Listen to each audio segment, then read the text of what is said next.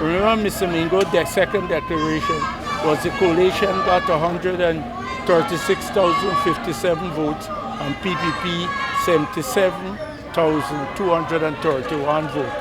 By virtue of Mingo's declaration, APNU, the coalition won the election. And Mr. Jagdio, they disputed that. And he brought proceedings to set aside the second declaration. And I took the position the court has no jurisdiction to hear that matter or set aside it. It's an issue for an election petition because there is a dispute as to whether Jagdio figure of 114,000 plus for APNU and 80,000 plus for PPC conflicts with that of Mingo's 136.57 and 7. And that can only be resolved by the election court when an election petition is filed and they bring their witnesses and the court will accept. Court will call for the ballot boxes and they will go through it and determine that. So what does this mean now for the whole electoral process as we stand right now in Guyana? As it stands now, Yes. based on Mingo, the coalition has one direction. So it's just a matter for the CEO to go ahead and do the declaration. Yes. But how does that intertwine with the earlier decision today by the court? How does that intertwine? Yeah, how do you reconcile the two decisions?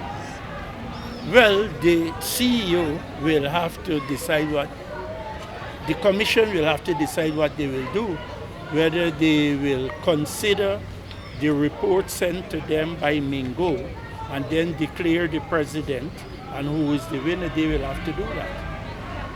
This morning, the full court said the issue that Yulita Moore raised in relation to calling and the commission to do that is an issue for an election petition. So it's not entirely over. Justice Holder ruled that he did not have jurisdiction to hear the challenge filed by Jagdev and Holadar.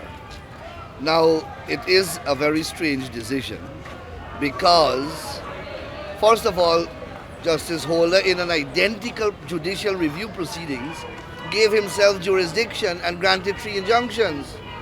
That is what he did in Yulita Moore matter. Suddenly he lost jurisdiction. So that part of it I don't understand.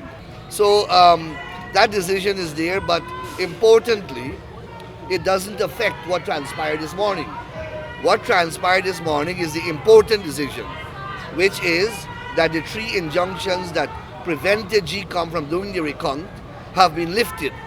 And therefore GCOM is free to proceed with the recount. We have not made a decision yet whether we will appeal Justice Holder's decision, because we don't need to if the recount will be done in accordance with the chairperson's commitment as given to the court and as given in an undertaking as well as in a public statement. So we have to wait and see how we will proceed with this matter, because we don't want to necessarily keep the matter in the court when the solution to this issue lies outside of the court. It lies in the hands of GCOM, where the Constitution and the laws put it.